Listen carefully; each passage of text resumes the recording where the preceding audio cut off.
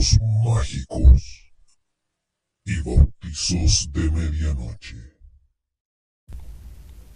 Bienvenidos y bienvenidas a un nuevo podcast de relatos mágicos y bautizos de medianoche del Instituto Arcano Paracelso.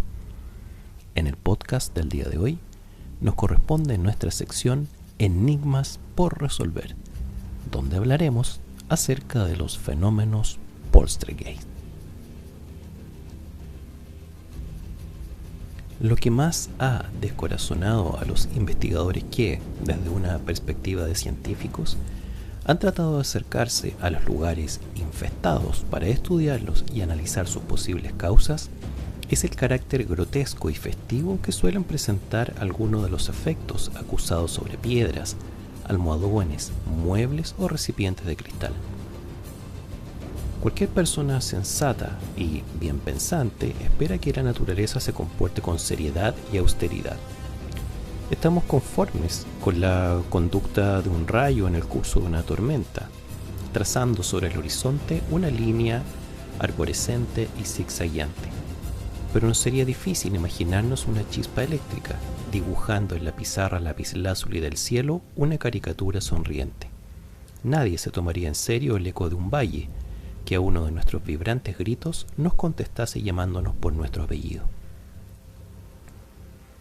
No ha de extrañarnos demasiado que si a un catedrático de física le narramos cómo una cacerola de aluminio se dedica a trazar cabriolas en el aire persiguiendo a una cocinera, piense con toda lógica que o bien tratamos de gastarle una ingenua broma o que su interlocutor es un perturbado mental, y en todo caso motivado por ideas delirantes propias de un paranoico. Es comprensible así la aprensión de casi todos los hombres de ciencia a considerar siquiera la idea de asistir, aun como meros espectadores, a una casa que presente fenómenos de presunta infestación. Sin embargo, pensamos que nunca debe adoptarse una postura a priorística frente a cualquier fenómeno, por absurdo e ilógico que pueda parecernos. La ciencia ha evolucionado venciendo precisamente múltiples prejuicios sostenidos por sus doctrinarios más conservadores e intransigentes. Si en contra de nuestros esquemas mentales preconcebidos unas botas de cuero danzan vacías sobre el entarimado, está claro que, a menos de que se trate de una alucinación, habremos de modificar algún modelo físico del comportamiento en el espacio de una estructura material. Aunque también debamos vencer simultáneamente la tentación de atribuir sin más este sorprendente hecho a la acción marrullera de alguna entidad diabólica. Todo el problema de Poltergeist se centra, por tanto, en discutir si los testimonios numerosísimos que han llegado hasta los investigadores acerca de tan sorprendentes fenómenos resisten un concienzudo análisis crítico. Muchos de tales sucesos han sido avalados por agentes de policía, magistrados, médicos, arquitectos, ingenieros, psiquiatras. Si aceptamos las afirmaciones brindadas al respecto por tratadistas del tema y múltiples periodistas que cubrieron en su día tales informaciones. En cuanto a la frivolidad aparente que se observa en el comportamiento físico de los objetos inmuebles dentro del recinto infestado, parece prematuro adelantar una interpretación satisfactoria. Dejando aparte las exageraciones y adulteraciones en las versiones ofrecidas por los vecinos y estudiosos poco críticos que fueron testigos espontáneos de los autos, partimos de la hipótesis sostenida por múltiples parapsicólogos que atribuye a complejos procesos subconscientes de un, entre comillas, medium, el control cinético de los trastornos. La naturaleza tal vez carezca de sentido del humor, mas no podríamos negar ese don al psiquismo profundo de un neurótico adolescente. Pese a estas reticencias, no han faltado científicos de renombre que no han temido, entre comillas, quemarse profesionalmente, acudiendo solícitos a constatar la realidad o falsedad de los singulares hechos registrados en muchas de, entre comillas, casas encantadas o casas de duendes. Son muchas las versiones acerca de viviendas infestadas, las que han llegado a oído de los investigadores, aludiendo a levitaciones y traslaciones en el espacio de objetos y secciones de mobiliario, venciendo las habituales solicitaciones gravitatorias. A veces, estas trayectorias en el aire son precedidas por deslizamientos o arrastres sobre el suelo o cualquier otra superficie, sin que por supuesto sea posible acusar transmisor mecánico alguno de tales fuerzas que vencen fácilmente las normales resistencias de rozamiento. Pocas manifestaciones asociadas al Poltergeist han sido consideradas tan típicas y frecuentes como la llamada litotelergia o paralitogénesis, misteriosos lanzamientos de piedras u otros objetos contundentes que constituyen, a veces, por sí solo, toda la causística del proceso.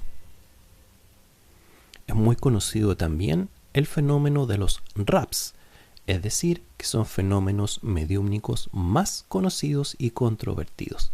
En las sesiones espiritistas, los adeptos a esta religión han observado, en ocasiones, que a las preguntas formuladas verbalmente a entidades espirituales se les contestaba con golpes o crujidos, siguiendo un código preestablecido.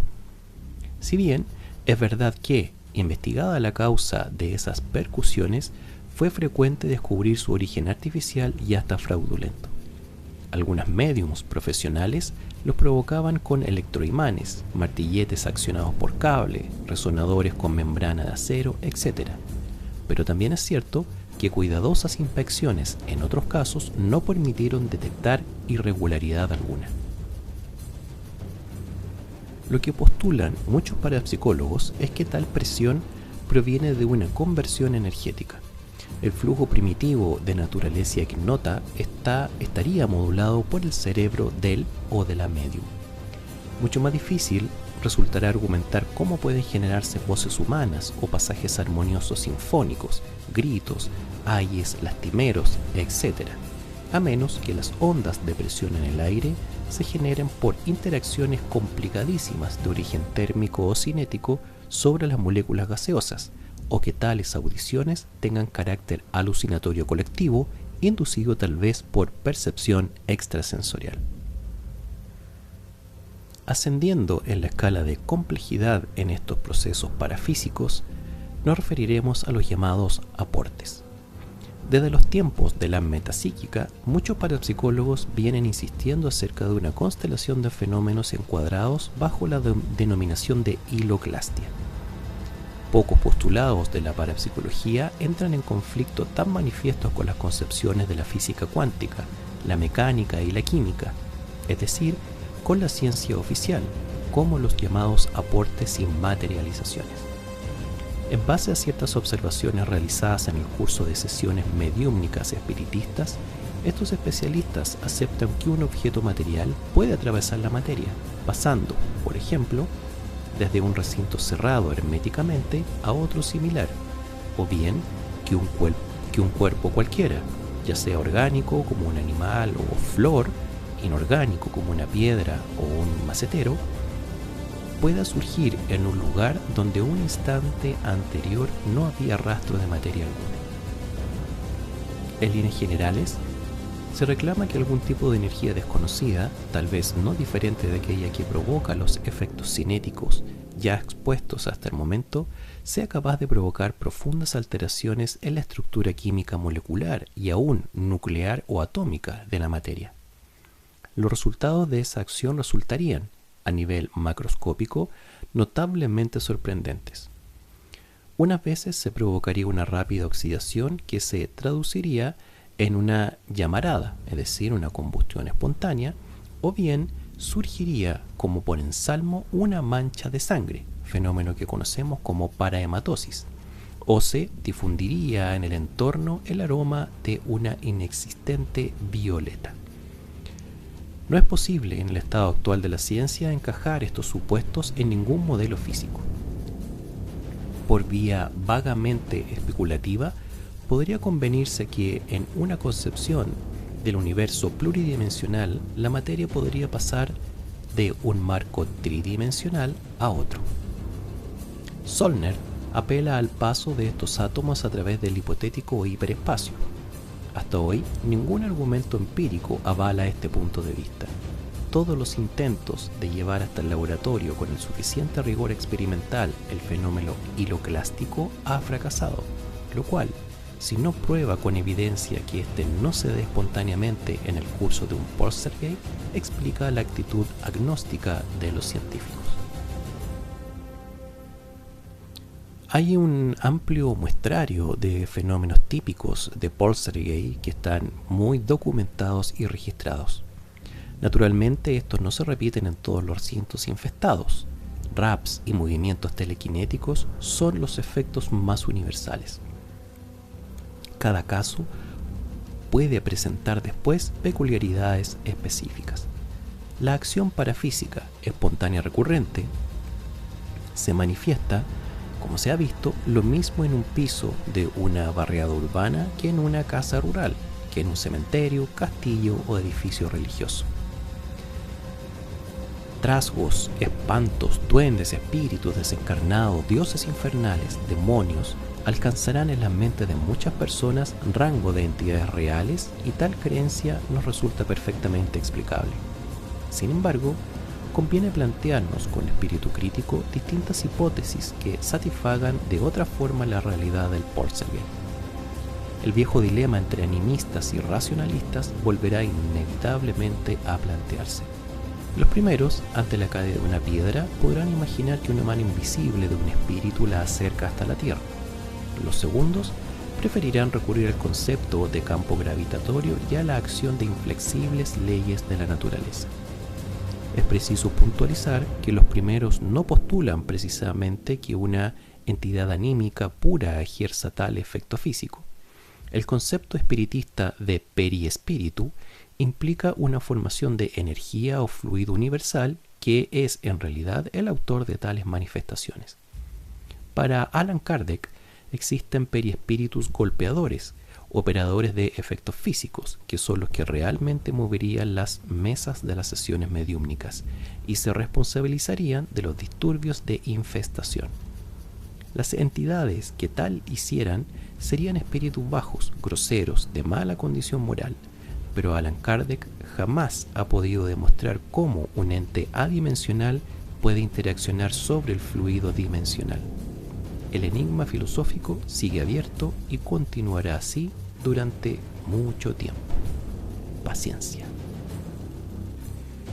Este ha sido el podcast del día de hoy en Relatos Mágicos y Bautizos de Medianoche de Instituto Arcano Paracelso. Nos vemos en un próximo podcast. Relatos mágicos y bautizos de medianoche.